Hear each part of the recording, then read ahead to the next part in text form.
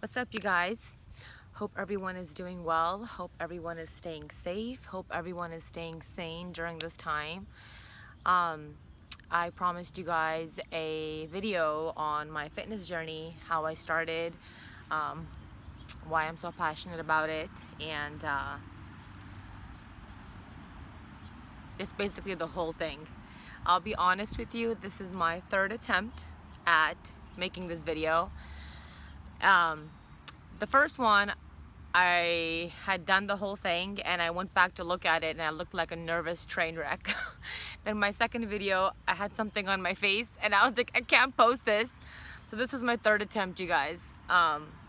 It's always a little bit challenging to share your personal information with others because there's always a fear of being judged and just putting yourself out there, right? But the reason why I want to share my journey with all of you is my mission is to empower others and inspire others. Hopefully my story will inspire someone. So with that being said, let's get started. So I'm the eldest of 6, and when you're the eldest, everybody wants to feed you. You're like their favorite, and it's not always a good thing, by the way. So my uncles, my relatives, my family members, they would always feed me, all kinds of food, and I wasn't gonna say no to food. That hasn't changed, by the way. I will still not say no to food. So growing up, I was always a little bit chubby, and as I hit my teenage years, 12, 13, I was starting to gain more and more weight, and it wasn't bothering me until people around me started pointing it out. Family members, immediate family, friends, whenever we'd go out to like dinners and stuff, and I would reach for like something oily or fried, they would say things like, Ziba, you shouldn't eat that. It's not good for you. Or if people wanted to be funny, they'll say stuff like, stop it, you're gonna pop. Or you're already so big, why are you doing that to yourself? I mean, when you're a child and you're, becoming a teenager, everything starts to get to you because you don't take it, how do I say this? You don't think about these things until other people start pointing it out. So it didn't bother me until I want to say 13 years old. In 7th grade, I was pretty overweight, and I was not happy with the way that I looked. I loved to read books, and I would read books about girls my age that were popular in school, that were beautiful, everybody liked them. They had these very good-looking boyfriends, they could eat whatever they wanted, and they just had the perfect life. So I enjoyed reading books like that because it took me away from reality, and it put me in like fantasy world where I longed to be that girl in the book. But after the book was finished, I was still the same Ziba, overweight and unhappy, right? So then I started finding comfort in reading books about girls that were my age, and they were overweight, they were bullied in school, they liked to eat. So I found comfort in reading books about girls like that because I felt like I wasn't alone, and I felt like I could relate, to others. Well, I started to stumble across these books where, girls that were dealing with the same issues that I was at that age. They were introduced to eating disorders. A lot of these girls were anorexic, where they eat very little and they become very thin, but when they look in the mirror, they're still not happy with how thin they are. They still see themselves as fat. I couldn't be anorexic because I love to eat. There's no way in heck I could have done that. But then I started reading books about girls that were bulimic. Bulimia is when a person forces the food back up by putting their finger down their throat and making themselves throw up, vomit. So one day I was like, let me try it. And so I tried it, you guys, and my food came back up. And I just felt so successful that day because I'm like, oh my God, I can start eating whatever the heck that I want, and then I can just bring it back up. I'll be skinny like those girls in the books that I was reading, and I'll be happy. And I became bulimic in 8th grade, right when I was hitting puberty. I was 13 at the time, going on 14. I became bulimic for a good year. I did it every single day. Would eat whatever I wanted and then bring it back up. I lost a lot of weight, a lot. Then when I hit ninth grade,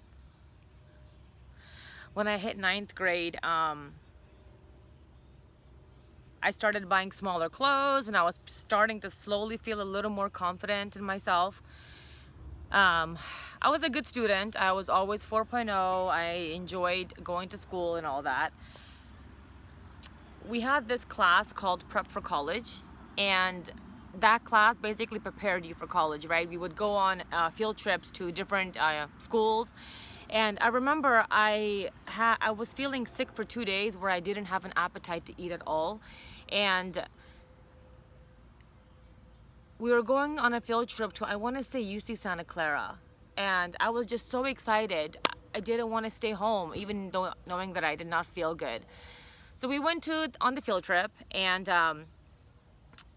it was lunchtime, so we went to the cafeteria, and the entire cafeteria smell, you guys, just made me want to gag. The entire cafeteria smell. I didn't feel like eating, but I knew that I had not eaten in 2 days, so I had to eat something. So I tried to get something that I enjoyed a lot, which was nachos, and I put chicken on it, and I fully loaded it. I took one bite, you guys, and then I pushed it away. I couldn't eat it, so I gave it to my friend. She took a few bites, and then we threw the rest of it away. But when I got home that night, I passed out. I completely went to bed. My mom became very, very concerned, and she told my dad, like, hey, she hasn't eaten in 3 days, and she doesn't want to eat. I don't know what to do. And you know, you guys, I come from a conservative culture where the eldest is always the strongest one in the family. Especially if she's a female, she's like a second mom to the siblings. She's like dad's right hand and all that. So you should not be bringing stress upon your parents. If anything, you should be easing the stress off of your parents and family. So my dad sat me down, and he knew I was very self-conscious of my weight. So he tried to feed me the healthiest things he could find that he knew of, which was yogurt and apples. So he sliced up some apples for me, and he literally, like a little kid, fed me with his hands. And you guys, I looked at him and I just couldn't stop crying. I'm like, I can't do this to my dad. I can't do this to my parents. And so I stopped being bulimic for, I want to say, a good 2 years. If I'm not mistaken, I think I did it very, very occasionally when I was very full. I would do it. But I stopped until 11th grade. Well, 11th grade, I changed schools, and I was around these beautiful girls, naturally lean bodies. My friends were really, really beautiful, and they fast metabolisms, ate whatever they wanted, and got away with it. They could wear a t-shirt and jeans, and they looked perfect, where I had to worry about muffin top and all of that. So I started gaining weight again in 11th grade. And I got desperate. I wanted to feel pretty. I wanted to feel confident. You know, you wanted to be attractive to the opposite sex too. So I started it again in 8th and 11th grade. Became bulimic again. And mind you, I still wasn't introduced to exercise at this point. I just knew that the less you ate, the skinnier you would be. I still wasn't eating right. I was still eating junk and bringing it up. So I wasn't lean, but I still wasn't as big as I was before. I graduated high school, and I had to start registering for college courses. And I remember looking through the catalog, and in order to graduate, you needed to take a few units of PE, physical education. I have never taken a PE class in my life, nor have I ever worked out. So what I did was I was looking through the catalog and think a lot of the classes were full. The only class that was not full, that looked appealing to me, it sounded appealing, was this class called Dance Sculpt. So we had a semester system at the time, and the class was 2 days a week. And you guys, I kid you not, my body completely transformed. The semester was 6 months, I believe, and the class was twice a week. And I started putting on muscle, became a little more defined. You know, my stomach started to get flatter. When I was younger, you guys, I used to sit down and pull my stomach in like this and just hold it in my hands and say, I wish this would all disappear. That's what I would say to myself. So seeing that my stomach was starting to go down, I just felt so good. But I was still bringing my food back up though. Not as severe as back in junior high, but I was still doing it. So at the same time, I enjoyed exercise, and it was a stress reliever at the time. I didn't know that I was depressed at the time, but I was. I have dealt with depression for a long time, and I'm just being very, very real with all of you, just so you can understand me a little bit better and know how I became the person that I am today. So that's why I'm being very honest and real with you guys. So I didn't know it was depression at the time, but I dealt with a lot of it as a child as well and as a teenager. But when I transferred to UC Davis, I wanted to maintain what I had. So I saw a few classes with an instructor, and I noticed that all of her classes were 100, they were waitlisted with 100 students plus. I'm like, I want in on this. I want to know who this person is. Well, it turned out she was a professional bodybuilder. This Asian woman, buff, and I'm like, I want to take her classes. So she's my real good friend now, by the way. But I took her classes and she pushed me hard. She encouraged me to become one of her teacher's assistants, and I was very shy back then. I had no confidence whatsoever. I couldn't be in front of people. I didn't know how to talk to people like this. So I was a little hesitant, but I'm like, you know what? I'll just do it. I jumped into it and I loved it. I loved being her TA, and even after I graduated, I still continued taking her classes as an alumni. But she saw something in me that she didn't see in every other student. She was like, I can tell that you're passionate about fitness. You should definitely become an instructor and get certified. And I'm like, me become an instructor? Oh my God, I couldn't do that. I don't know how to talk to people. I can't talk to an audience. There's no way in heck I can do it. At the time, you guys, I was studying political science to become a lawyer. For those of you who don't know, I'm from Afghanistan, and in our culture, you're either an engineer, a doctor, or a lawyer. Something to brag about, right? Which is those three. Well, I suck at anything related to, what was it? So in order to become a doctor, you had to take a lot of biology and anatomy classes. At that time, I was not good at that stuff, so that went over my head. Engineer required a lot of math. I was good at math back in junior high, but then it went completely over my head too, so I wasn't good at any of that. So all that was left, I was really good at research and writing, so I ended up doing the lawyer route. And I got great grades in all of my classes. It came time to take my LSAT, and I took a prep course for my LSAT, and you guys, I took that test 3 times and I could not get the damn score that I wanted to. I could not get into the school that I wanted to get into. I was just so miserable. I was so frustrated. And how I got out of that, how I pushed that to the side, was I remember being at a smaller gym at Davis. I ran into a family friend. She had just passed her bar exam. So she ran into me and she was asking me how I was doing, and I said, I'm doing well. I'm just trying to, get into a good law school. So she said, Ziba, let me tell you something. I literally just passed my bar exam right now. My husband is a doctor and I have 3 kids. And let me tell you, I'm in debt 200 grand and I've barely paid 1/4 of it. So she was like, unless you're passionate about this career, I wouldn't waste my time or my money, or else you're going to be spending the rest of your life trying to pay it back. So that was it. I was convinced law is not for me. I had interned at a family law facility, the courthouse. I had interned at a few different law firms, and I enjoyed the connection with the clients, but I just couldn't see myself as an attorney. A lot of the paralegals at the time were licensed attorneys. I guess they couldn't find jobs. The market was bad back then, I believe. So I was like, okay, I'm not gonna go to school, waste all this money just so I can end up being debt my whole life. So when I moved back from Davis to the Bay Area to my parents, I was just working as a freelancer for fragrances at the mall, which I was doing as a student. I kept that up. But in the back of my head, I couldn't stop thinking about what my instructor said to me. She was talking about me becoming an instructor, so I couldn't stop thinking about it. I had an opportunity to put a class together and they were looking for instructors, so I jumped on it, but I needed to get certified first. So I took a workshop, got certified as a group fitness instructor, put together my own dance class. So for those of you who don't know, I started my fitness career as a cardio belly dance instructor. I've always enjoyed dancing, and I was always told that I'm good at it, so I wanted to kind of put dance together, but in a way where people will get a good workout and they will enjoy it. So I put together my own cardio belly dance class and I named it Middle East Fusion.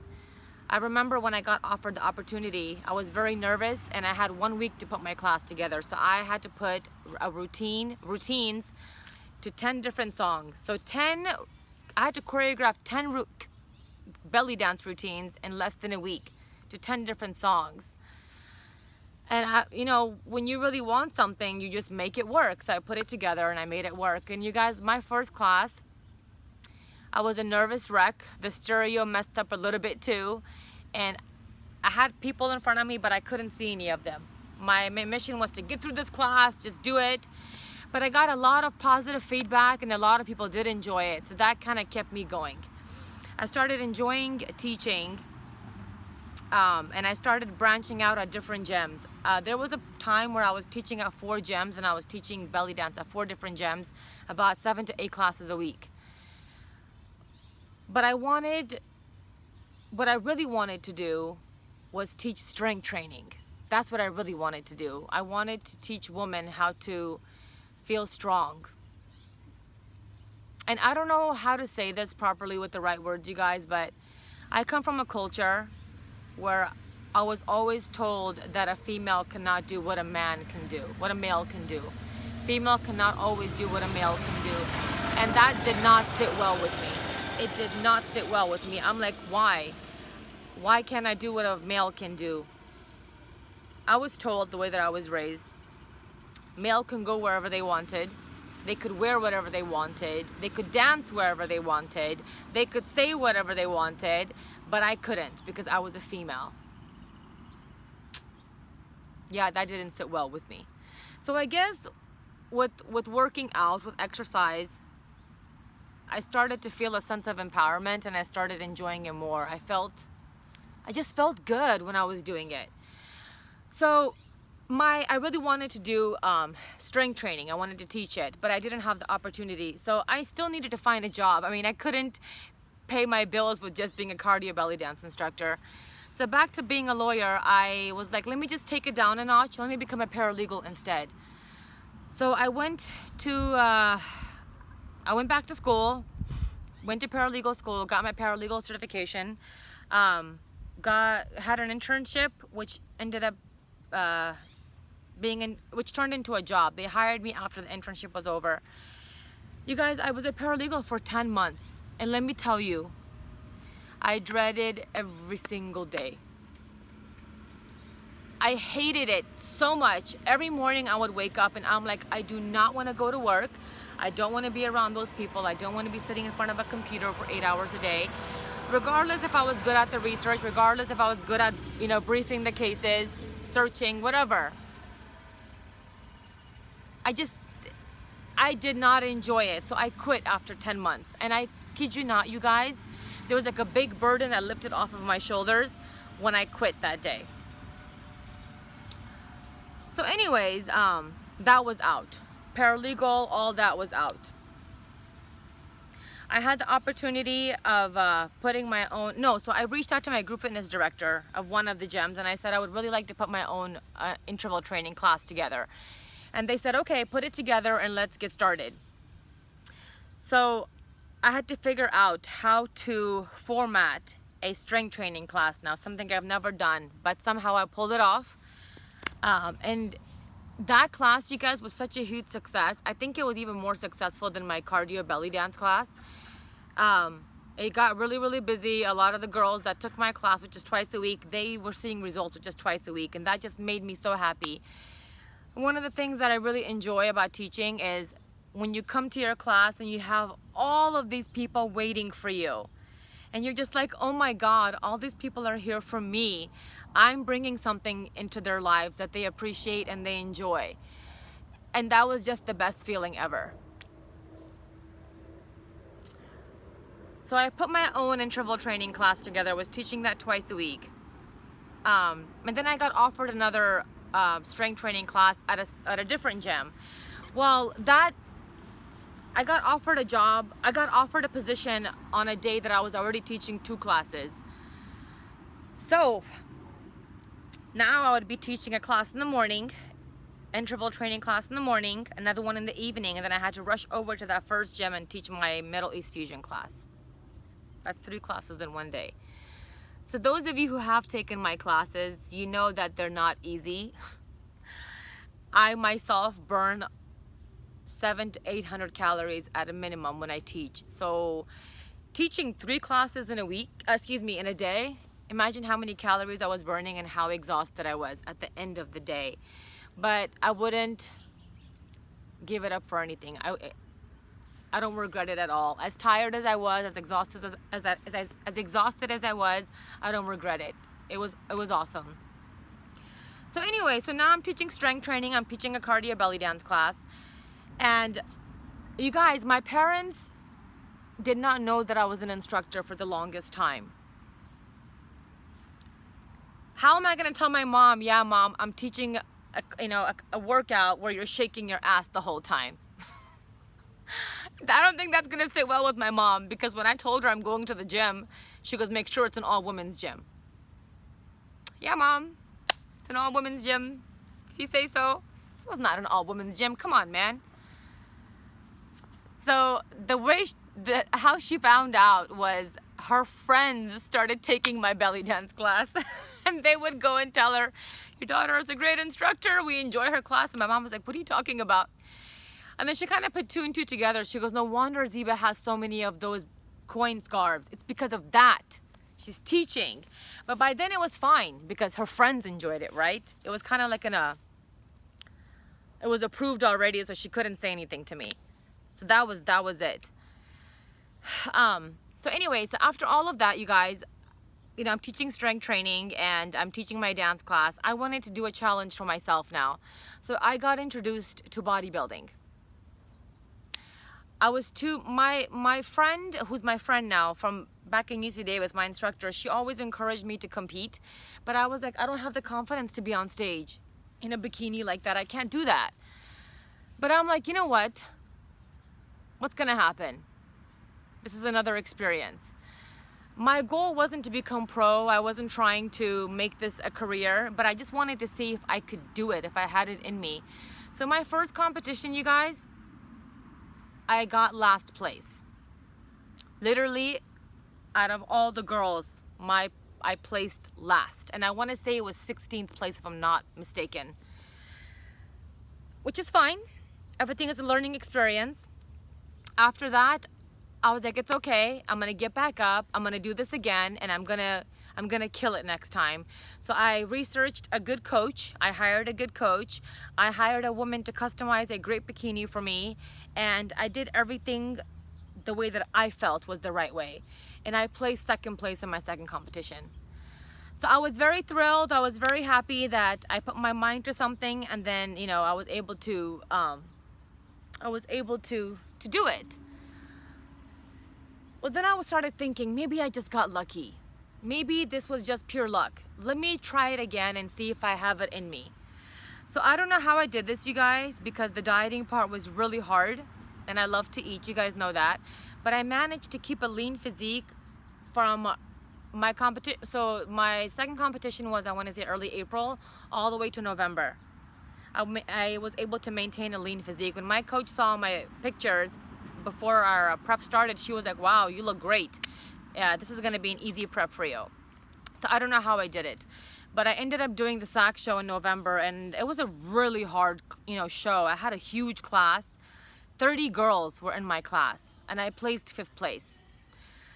I was happy with my placing. I was like, I did it. I put my mind to something, and I was successful. I did it.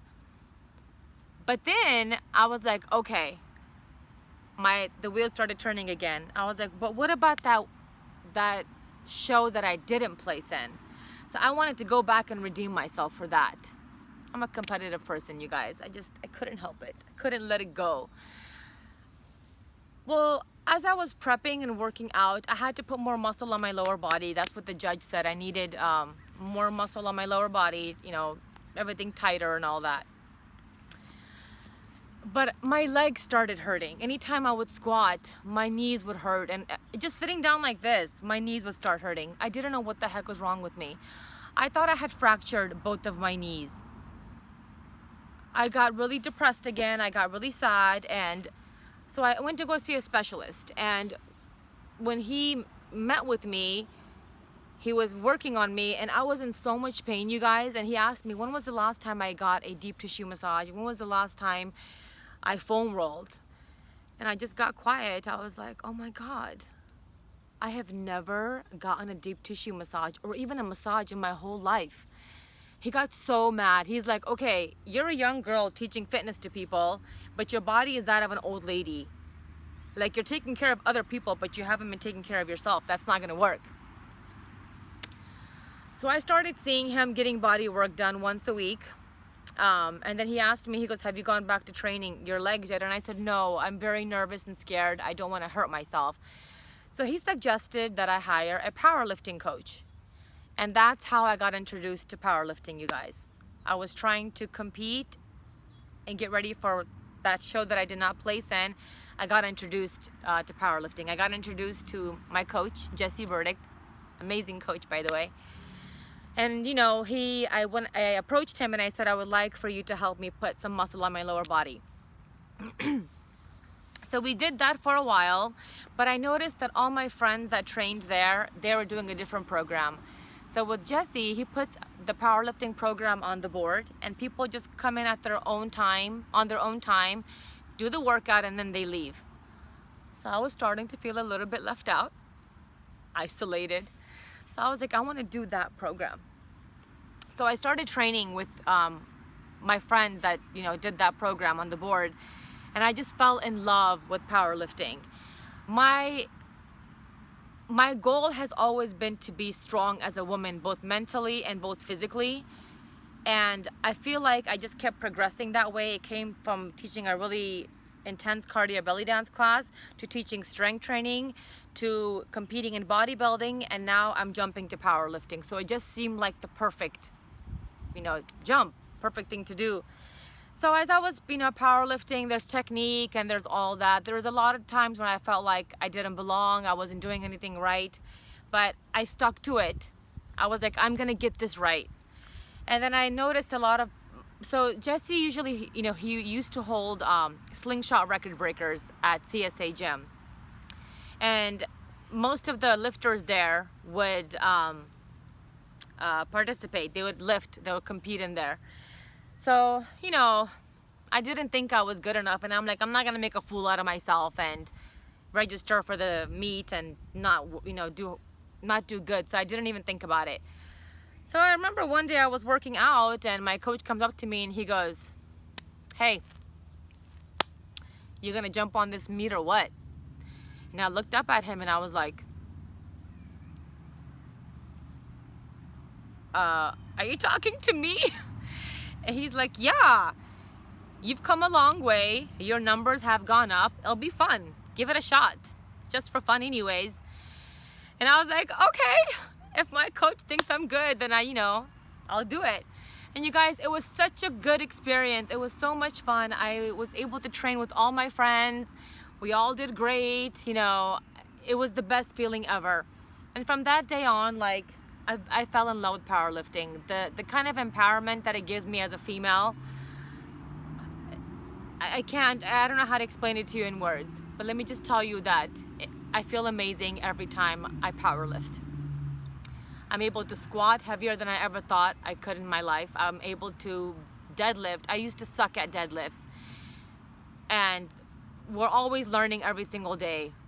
I never thought I'd be benching. I mean, like my bench, I'm still working on it, but I never thought that I'd be bench pressing, period. So I'm very grateful. And my coach has been very amazing and a positive influence in my life. I'll be forever grateful to him. So anyways, fast forward, I now have a healthy relationship with food. My entire life is based around fitness. I'm either training someone, I'm either teaching a class, I'm either powerlifting, or I'm putting nutrition programs together for people. I know how to eat properly, I know how to work out, I am not afraid to ask questions when I need help, and I've become very sociable. I'm able to talk to you guys like this with confidence and share my story, and it's been a long journey, you guys. And I'm sharing this story with you because I hope that my story inspires somebody. I wish when I was younger, when I felt like there was nobody there, that I had guidance. As a child, up until my teenage years, you guys, even when I would go to the doctors, my own doctor would tell me that my BMI was high. And then, so I'd be like, okay, so what should I do? And all he said was, just cut back on your food a little bit. Without looking up from the clipboard, just cut back on your food a little bit. And I'm like, okay, what the hell am I supposed to cut back on? Are you gonna tell me which food I'm supposed to eat, not eat? And my family didn't know.